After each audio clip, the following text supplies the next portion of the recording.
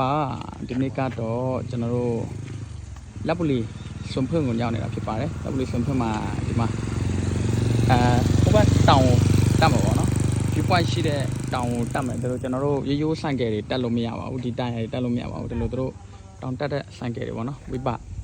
ဒီဆိုင်ကယ်တွေမှာတက်လို့ရတာဖြစ်ပါတယ်ကျွန်တော်ဒီကနေဆိုင်ကယ်ငှားပြီးတော့တက်ကြမှာဖြစ်ပါတယ်မညီလေးတယောက်လည်းပါဆိုင်ကယ်စကီးပျောက်ဆုံးနေတဲ့စကီးတွေရှာဖို့ဆိုပြီးတော့အဲ့ညီလေးတယောက်ပျောက်ဆုံးနေတဲ့စကီးတွေရှာတော့မယ်ဟောဒီတောင်မှာထက်ရှာမှာနော်တောင်မှာဖြုတ်မှာနော်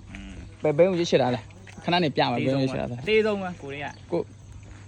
ကကိုနဲ့လိုက်မဲ့ပဲမနော်ကိုနဲ့လိုက်မဲ့ပဲလူနဲ့လိုက်မဲ့ပဲရွေးထားတယ်ရှေးပါဆိုင်မှာအသေးဆုံးပဲဘယ်ဘုံရှိတယ်ပေါ့ဆက်ပိန်ရှိဆက်ပိန်တော့တက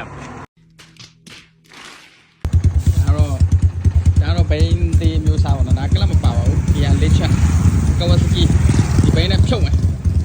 ဒီဘိန်းနဲ့ဖြုတ်မညီလေးရှေ့ကျန်းတော့ကျွန်တော်ဟုတ်ဘိန်းဟာမှာဖြစ်ပါတယ်တောင်ပေါ်မတက်ခင်လေးမှာ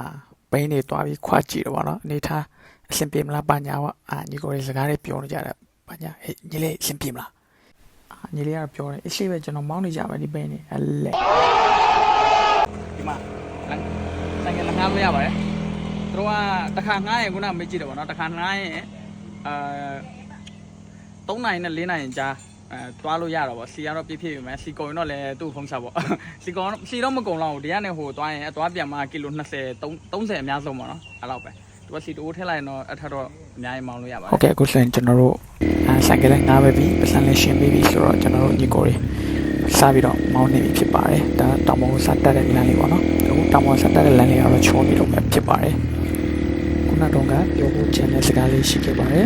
်ဒီဘိန်းလေးကိုငှားတဲ့အချိန်မှာပေါ့နော်ဘိန်းလေးက890ကျွန်တော်ခုလက်ရှိမောင်းနေတဲ့ဘိန်းကြီးက1200ပြရပါတယ်အဲ့ဒီခေါက်ကကြုံသွားတဲ့လမ်းမရောက်ခင်မှာပေါ့နော်တောင်ပေါ်မတက်ခင်နေရာတွေမှာအမှဆိုင်ကငှားတဲ့ဆိုင်လေးတွေတော်တော်များများကိုတွေ့ရပါတယ်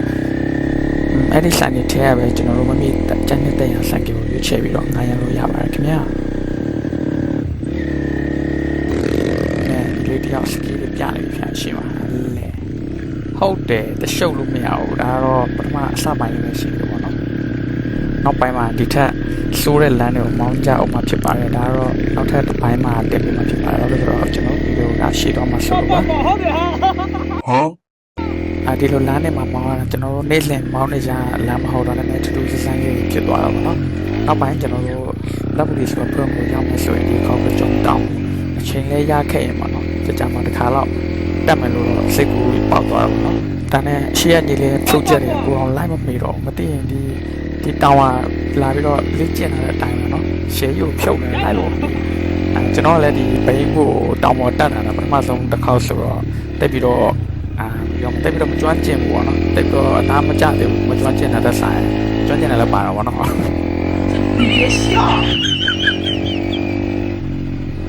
โอเคဒီလိုနဲ့ကျွန်တော်တို့ညီကိုရီမောင်းလာတာရှေ့ကညီလေးကတော့ high မဆိုရဘူးနော်သူ့ဘိန်းနဲ့သူကတော့တော်တော်ပေါ်ပိုင်းနိုင်ကိုချနေတာရှေ့ဘယ်တဲ့စကီးတွေလက်ကျင်လာမသိဘူးအဲ့ဒီစကီးကတော့တော်တော်ပိုင်တယ်ရှေ့ညီလေးပြီးရင်အဲ့ဒီညီလေးကရှေ့ကနေသူရှေ့ဆုံးမှာတွားပြီးကျွန်တော်ဗီဒီယိုတက်ရိုက်ပြီးအောင်မှာနောက်ပိုင်းတစ်ချက်လေးရှော့ကြည့်ပြပါโอเคကျွန်တော်လက်စကားတွေပြောမတတ်တာနဲ့မပြောတော့ဘူးပေါ့နော်မောင်းတာလေးပဲကြည့်လိုက်တော့ဗျာ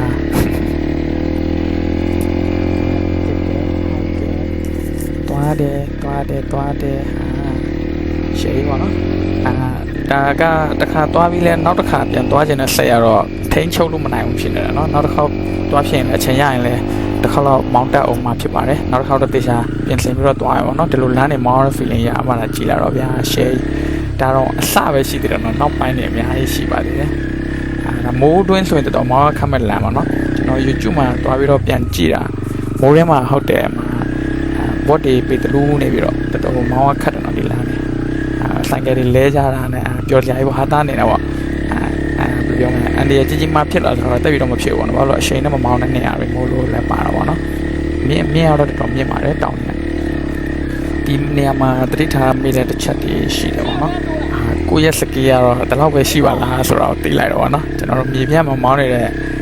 ့ပုံမှန်မောင်းနေတဲ့ဟာတော့မသိရပါဘူးဒီလိုတောင်းနေမှာတက်ရတဲ့ရတာရတော့ပါတကယ်မိုက်တယ်ဗျာပြောပြလို့မတက်ဘူးနော်ရှယ်ပါဟိုတွိုင်းလိုင်းဟိုဘက်လမ်းရောက်လိုက်ဒီဘက်လမ်းရောက်လိုက်တယ်တော်ဆိုးတယ် ရှေ့ကဒီလေး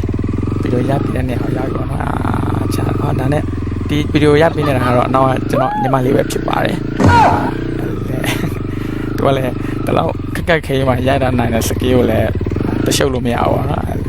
ဒီနေ့မှကြွားတရှုပ်လို့မရဘူးရိုက်တယ်ရှေ့ညီလေးလည်းမှန်ကန်ရိုက်ပါတယ်တမျိုးရိုက်ပြီးမှလည်းကျွန်တော်တို့တော့မတရားကြီးရိုက်ခဲ့တော့ဗောနော်ဒါလေးတွေโอเคညီလေးတို့တစ်ခါပြန်ပြောလိုက်တယ်ကိုတစ်ခါပြန်ရိုက်ရမယ်လို့ညီလေးစကေးတွေပြတော့သူလည်းပြတယ်ဗျာတရှုပ်လို့မရဘူးပြတယ်ဘုံဒီလိုနဲ့နောက်တစ်ပိုင်းမှာကျွန်တော်တို့ဆက်တွေ့ရအောင်ခင်ဗျာကျေးဇူးတင်ပါတယ်ဒီကြည့်ပေးလို့ဗီဒီယိုလေးကို